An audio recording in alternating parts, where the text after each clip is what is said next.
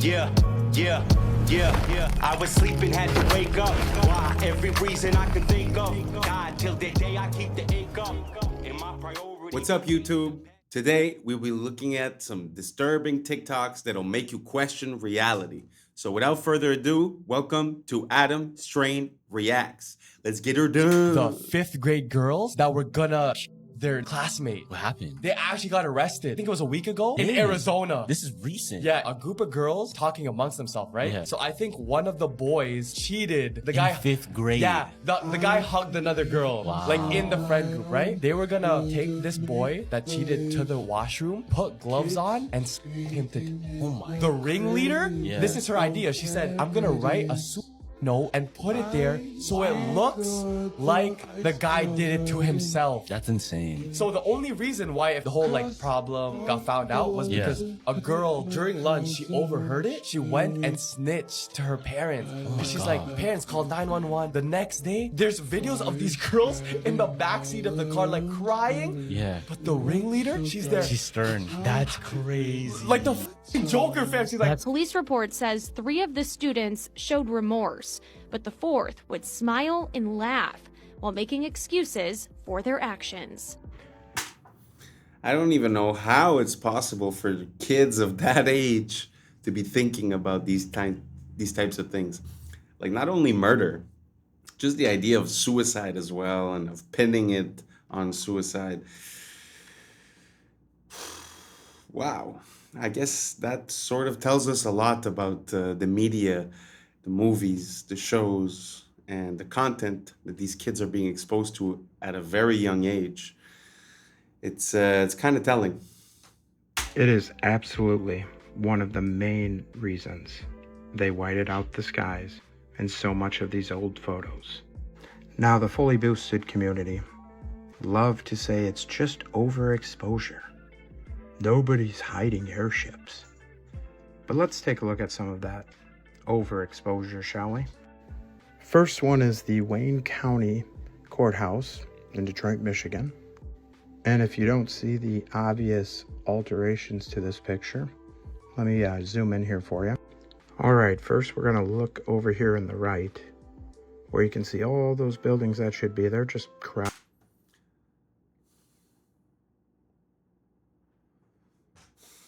Why? Something that I've been realizing recently with older pictures is that from the second that picture technology came to be, picture manipulation also became to be. I know we didn't have Photoshop in those days or whatnot, but as you see here, they're cutting out from the negative. They're cutting out some detail. Like they left the tree in, but you see very well that it's cut out. Like on the right of the tree, it doesn't really make sense where the cuts are happening.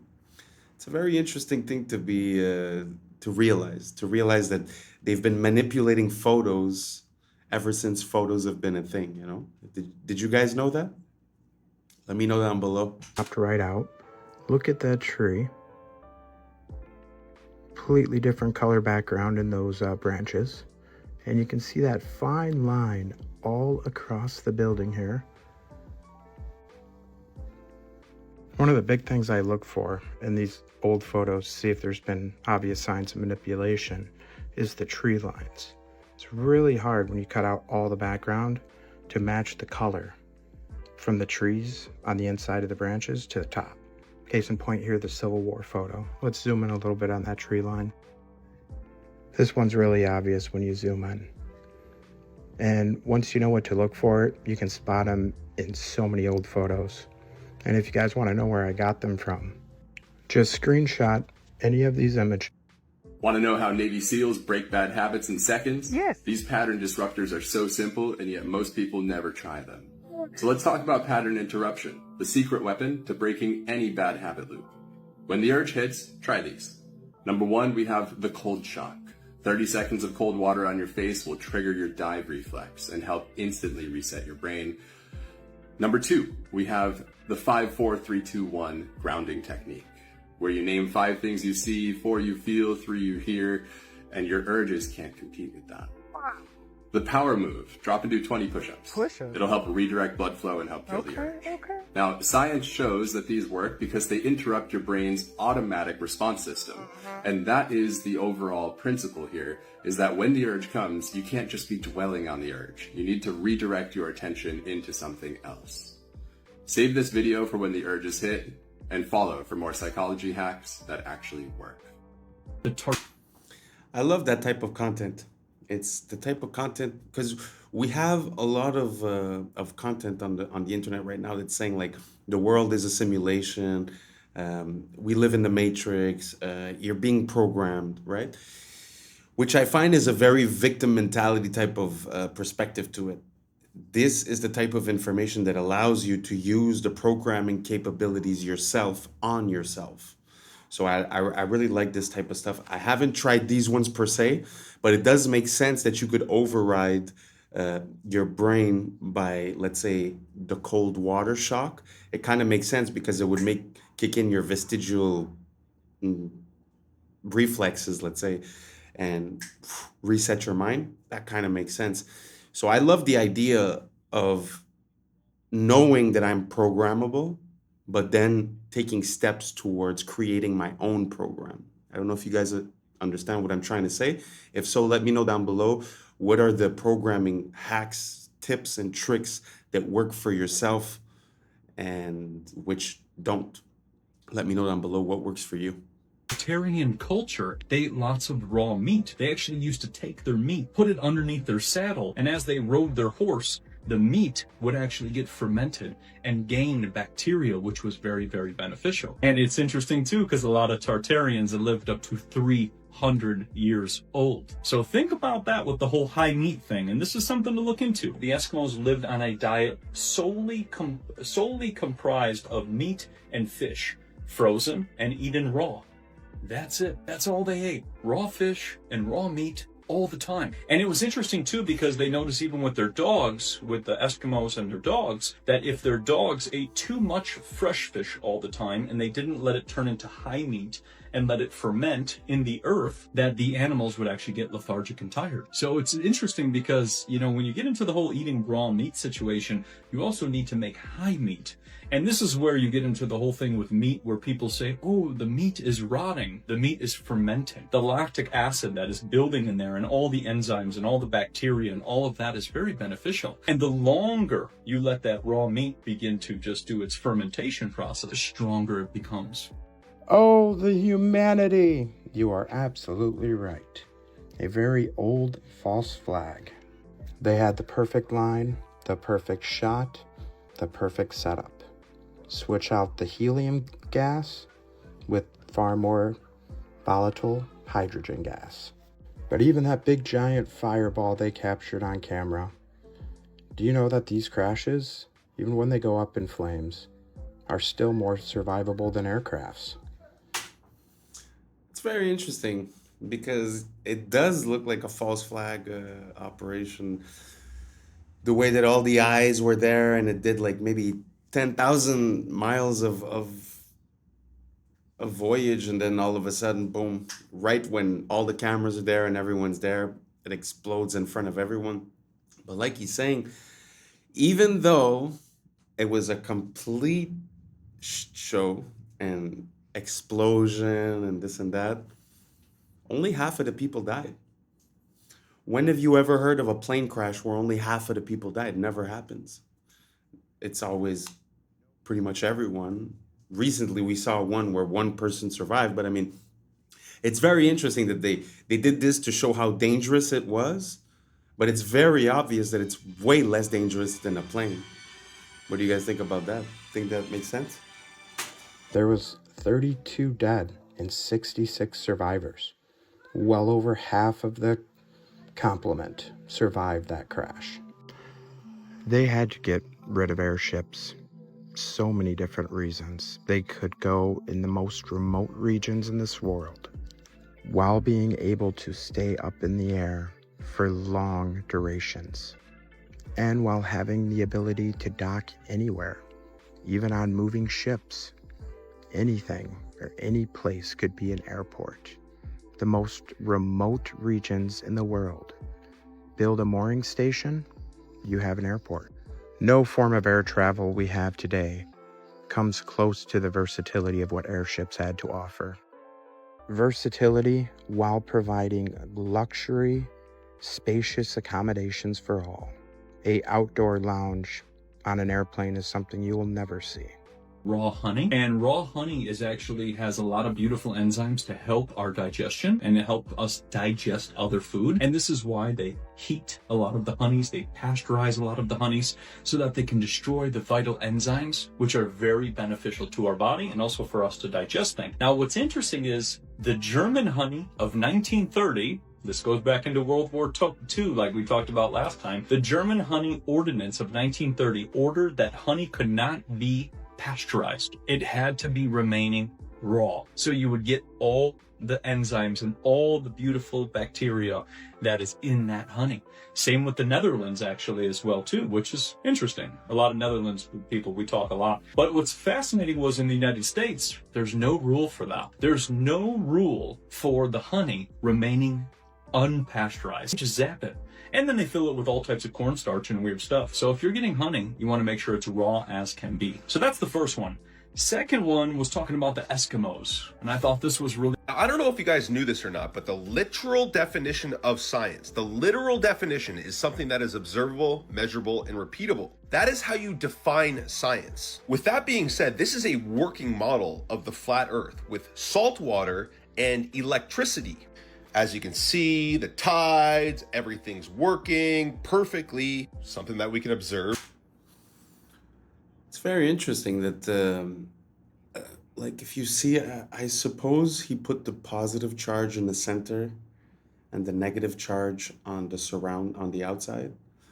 It's funny how the currents seem to be created that way. Because when you think about it, it's actually a system that we've seen being used and it's functional. You know, it's let me show you, just to make it a bit more obvious. So basically what he's doing is that he's using a system like this one. See, this is a power. So in the middle, you have a pin, which is positive or negative, depending on the polarity, if it's inverted or not. So the center has a pin, which is positive, and the outside has the negative. So when you look at this model, it kind of fits something that we've seen work. So it's interesting that when he's putting the current in the middle and on the outside, that he's receiving sort of like a confirmation through the patterns that are created in the oceans and the wind. I find that super interesting. Anyways, let's keep going. Measure and repeat. The oceans are contained because water needs a container. Literally just first grade science, guys. Container. Water needs to be contained. You want to know what's not observable, measurable, and repeatable? A globe Earth with the water sticking to it spinning at 1,000 miles per hour. Never, ever, ever has this been observable, measurable, and repeatable. I challenge anyone to make a working model of this. A spinning globe with the water sticking to it, and then show us. But you can't, and you never will, because this is pseudoscience, and it defies all laws of physics. And you're a complete sheep if you believe this. Peace and love. Okay, I have a spicy conspiracy theory for you today. And I'm just going to start out by saying it's a lot easier to control the masses and control the narrative around something through emotional manipulation. So you'll notice if something is considered a tragedy, it's like totally taboo to ask questions about it. Case closed, that's it. So if there's people in the comments that have a problem with this or calling me insensitive for talking about this, that's fine, because if it's true, that's the desired outcome. Anyway, this is the crew of the 1986 Challenger space shuttle mission. Infamously, on January 28, 1986, the space shuttle exploded right after takeoff. The disaster was broadcast on live television to 40 million viewers. Two men, Bob Eberling and Roger Boisjolly, worked tirelessly to warn NASA about an issue with the shuttle's O-rings, making calls and warning anyone that would listen going all the way back to October the prior year. They warned that if these O-rings were used on a launch on a day that was below 40 degrees Fahrenheit, that there would be a catastrophe. But of course, no one listened, which automatically kind of makes me think they wanted the catastrophe to happen. Roughly 80 seconds after the launch, the shuttle exploded and all 7 crew members lost their lives. This is Judy Resnick, an engineer and pilot aboard the Challenger mission. In 2013, an eagle-eyed internet user found Judith Resnick, a law professor at Harvard Law School. Some people were a little taken aback by the identical name, age, and likeness, so they started digging. This is Michael J. Smith, also an engineer and pilot aboard the Challenger shuttle, who passed away that fateful day in 1986 at the age of 39 years old. This is Dr. Michael J. Smith, professor of engineering at the University of Wisconsin. This is Sharon Krista McAuliffe, arguably one of the most famous things about the Challenger mission. She was supposedly just a teacher that was picked at random to be one of the astronauts, which made it all the more tragic when she passed away due to the Challenger disaster in 1986. This is Sharon A. McAuliffe, also a law professor who received her degree shortly after the Challenger disaster. Dick Scobie was the commander of the mission.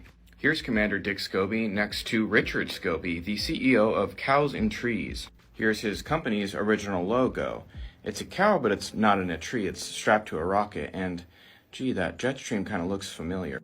In fact, just in case I wasn't making it clear, the top picture is the Challenger ship shortly after exploding. So, you know, Astronauts Ronald McNair and Ellison Onizuka both passed away when the Challenger shuttle exploded. Miraculously, it was found out that they both had twin brothers, Carl McNair and Claude Onizuka.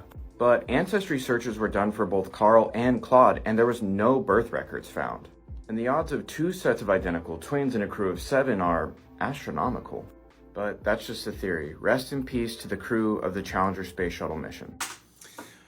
Well, that was very well worded, that the probabilities of this happening are astronomical. I really like that turn of phrase. Well, I don't know. What do you guys think? You guys think there's a possibility that these are all just like doppelgangers that fit with the same name, same look, same face?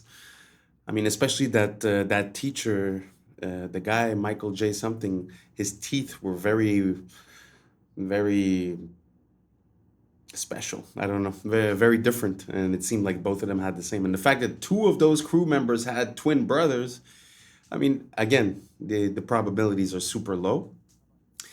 And to be honest, personally, everything that has to do with NASA for me needs to be taken with a grain of salt, because I looked into how NASA came to be, who were the first people working on them, as well as all the inconsistencies throughout all of these missions, whether it be Apollo, whether it be the new ones, whether it be the building of the space station, etc., etc., etc.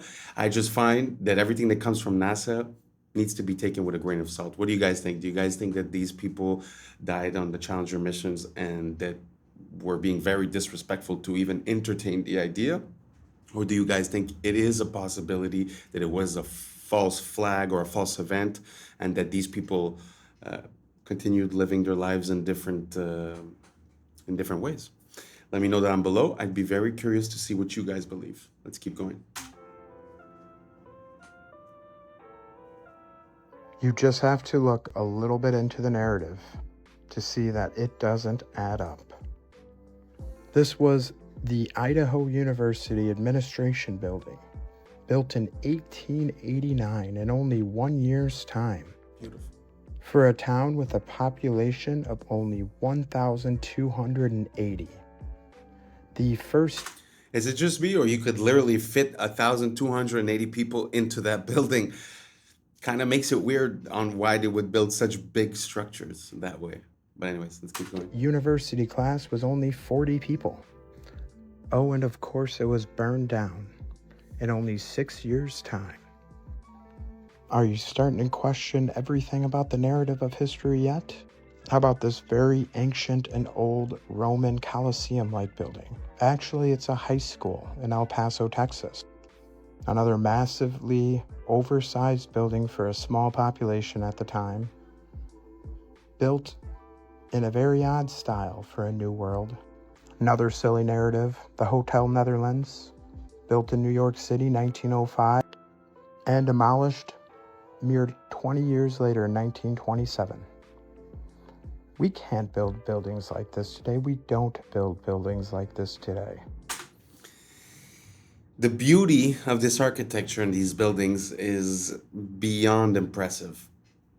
but the stories behind them are very, very mysterious. Because, I mean, he just mentioned 2 buildings that got destroyed within 20 years. One was 6 years later, and one was 20 years later. But I mean, these buildings, when they're not destroyed, they last hundreds of years. So what would be the purpose of building a building and then 6 years later tearing it down? Well, they said it was a fire, that it wasn't their fault, but even at that, it's kind of weird. What do you guys think about these buildings? Do you guys think it makes sense? Do you guys think that it makes sense, not only the fact that they built them, but also the fact that most of them are not here today, although theoretically they could last that long because they are very, very robust, very solid structures.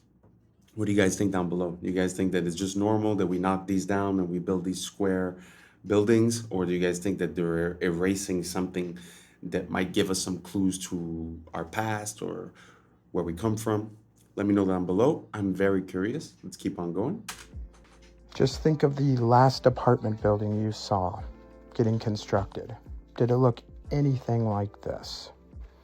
We were building them just as quick as we were tearing them down. The most beautiful buildings that could rival any architecture in the old world. Why would an all-knowing God make you hurt? See, they want you to think God making you hurt. They want you to think that it's God doing this to you, and he got opposition.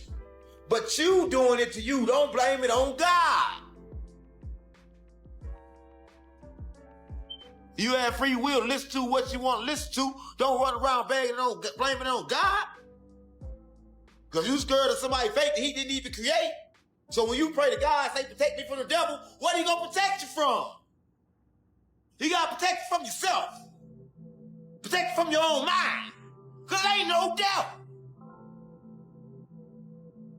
So God can't even hear them prayers. Because they don't make sense.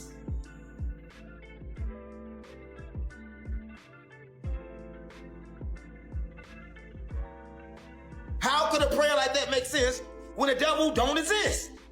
So there's nobody from God to protect you from. You asking God to protect you from yourself. It is no way he can protect you from yourself because forever you is you.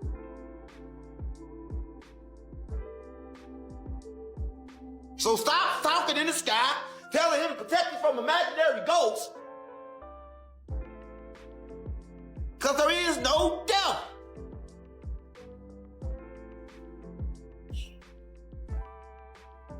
God don't got no ops. I read about.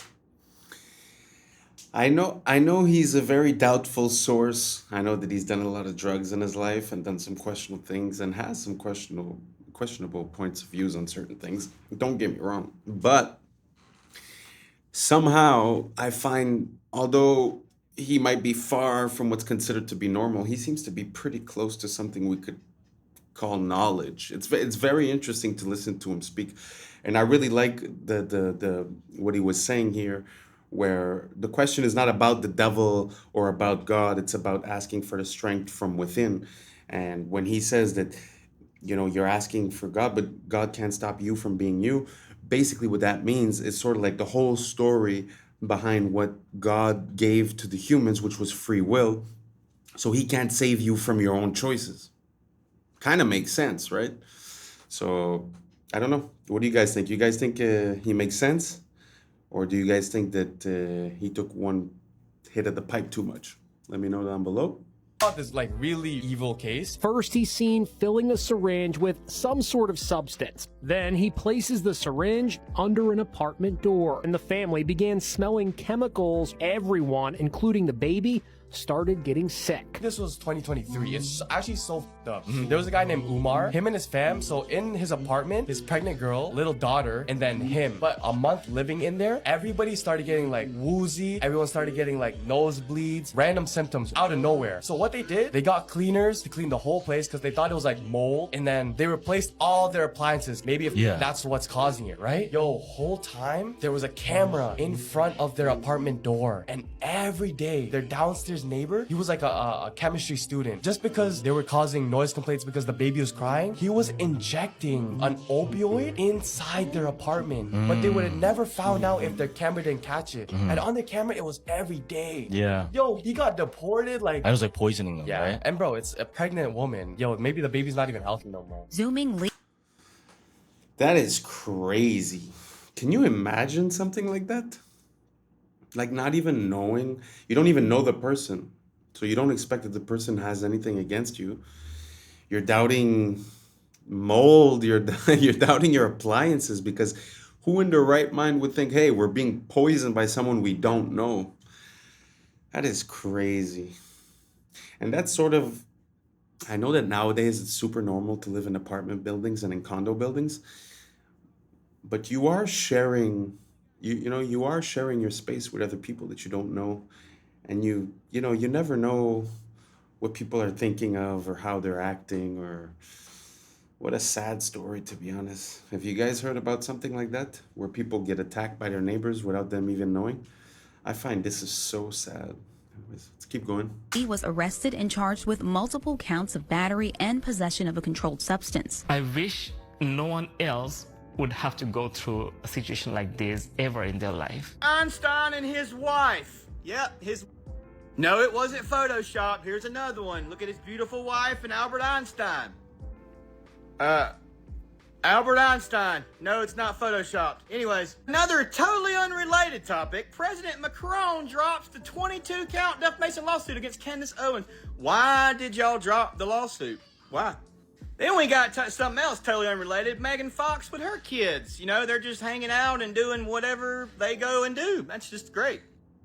Oh man, what's going on with Michael Jordan, dude? What's up with his eyes? Is he okay? I mean, no disrespect, Michael J, but what's going on? Matrix brothers up top are now the Matrix sisters, the guys that wrote the movie The Matrix, with Keanu Reeves. Isn't that interesting? That we use the Matrix as sort of like a guide, like a new generational wokeness, right? Like a way to open your mind, right? But the people that brought it to you seem to be full on into the modern, whatever this is, right? Where women become men become women. It's very interesting that the people that brought us the Matrix, which has been a very eye-opening, generational influence, let's say, are now the Wachowski sisters. What do you guys think about that? You guys think that it takes anything away from the message of the Matrix? Does it add to it? Does it show how real it is? Or on the opposite, does it show that maybe this was all a psyop and that the whole idea of the Matrix was to give us the fake wokeness? What do you guys think? Let me know down below. Yeah, now they're like Lena and Lily, I think's their names. Why is this? What? Yeah, y'all have a good day. So there's this guy, he's a TikToker, and talk about that. He went missing because he found a way to make gasoline Out of recycled products.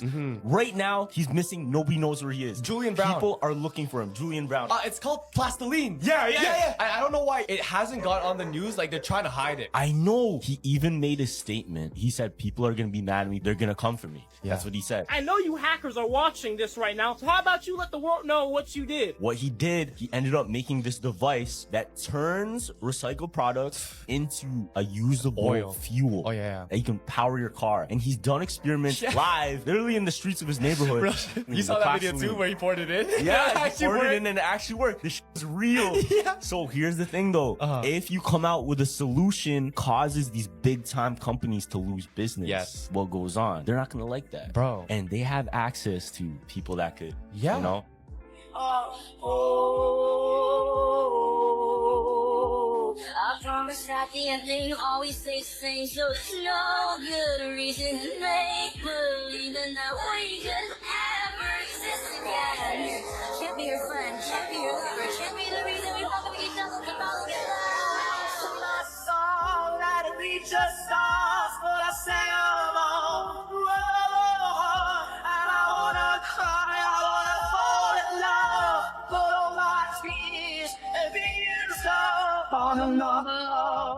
So prophecy is unfolding in real time, y'all, in this latest one.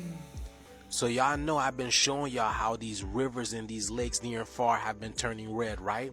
Well, this is probably one of the biggest one, y'all. The Sea of Galilee has turned completely blood red. Hello people, look, I'm in the Galilee Sea. Look, the water is red, like blood. Look at the water. This is a very, very bad omen. You see, he knows it's a bad omen, and as you can tell, there's no fish in it. There's no fish in it. Y'all notice there's a lot of prophecies that are unfolding lately, y'all. I'm just making you aware of what's happening. Here's a synchronicity for you guys. He talks about how this is a bad omen. Well, for the first time ever, there has been a waterfall been recorded coming out of the side of this mountain in Saudi Arabia in omen, y'all. This is crazy. This is literally another omen that's coming to pass in real time. Breaking news for the first time in history. Incredible footage of waterfall was captured in the Middle East. Location in Oman. What? Look at the waters. Like the Bible tells y'all, I will make waters stream gush forward in the wilderness, in the deserts, y'all. And y'all know what Saudi Arabia is, y'all. The shift is here. Did y'all know this? Let me know down in the comments below, y'all. Let's continue to get it. Peace in. I'm from outer space, I got Milky Way for blood, evolution in my veins. I'm gone, I've been far away, I'm illuminated now, I make a move, start the waves. I've been breathing on my fire for a long time. I had a vision from the birth, they want to go inside. Artificially intelligent away, I'm your future, past and present, I'm a fine line. Yeah, I'm a listening of this illusion. I am not really here, I'm an intrusion. I don't swim on stage, I just flow. I don't need gravity, I just need growth. Oh, when I move, it's in a quick rumble. I will never ever fall, never stumble. And I don't need to be humble. Break out, moves like scary go come. When I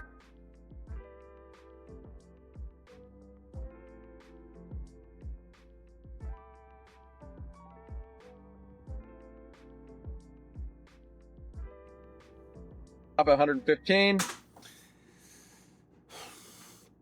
In the Gospel of Thomas, Jesus, every time that he speaks, he says, with those with eyes to see and ears to hear.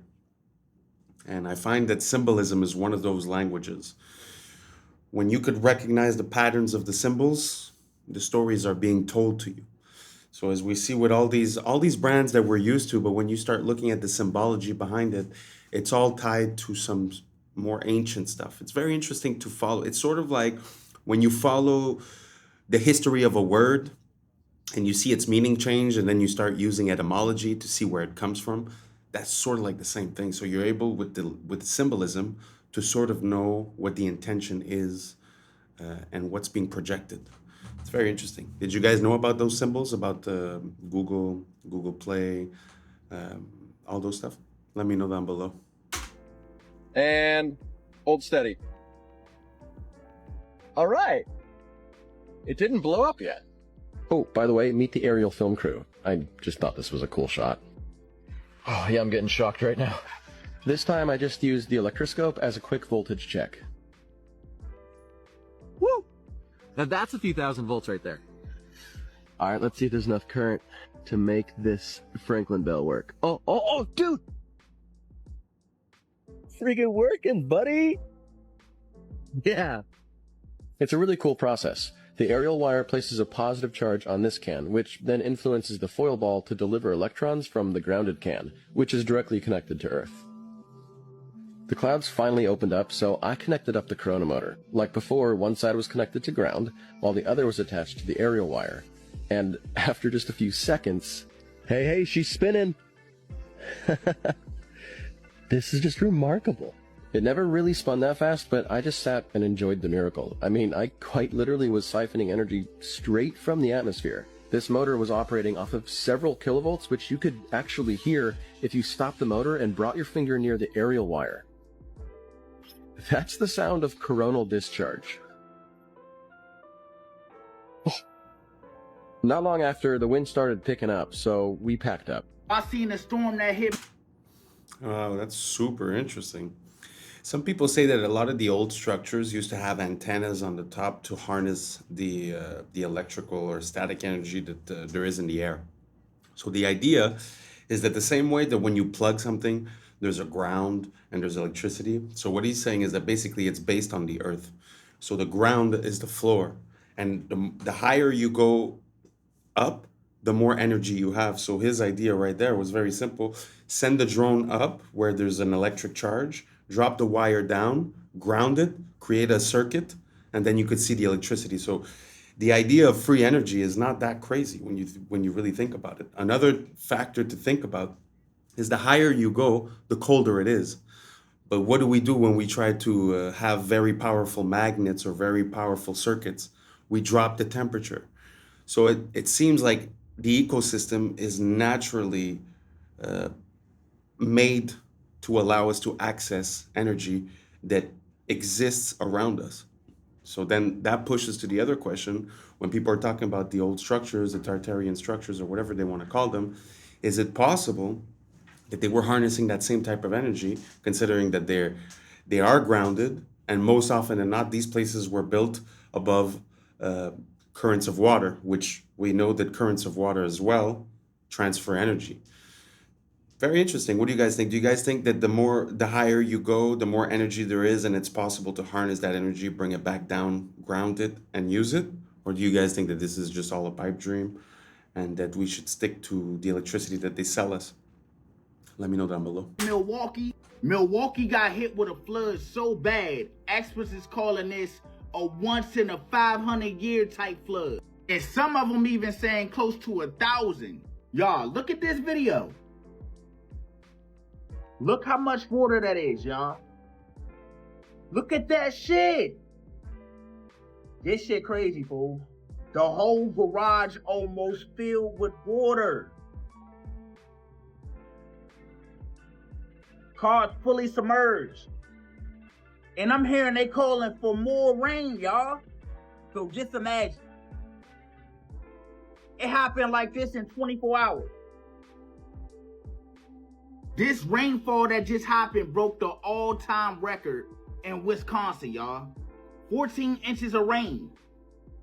14 inches of rain in 24 hours, y'all.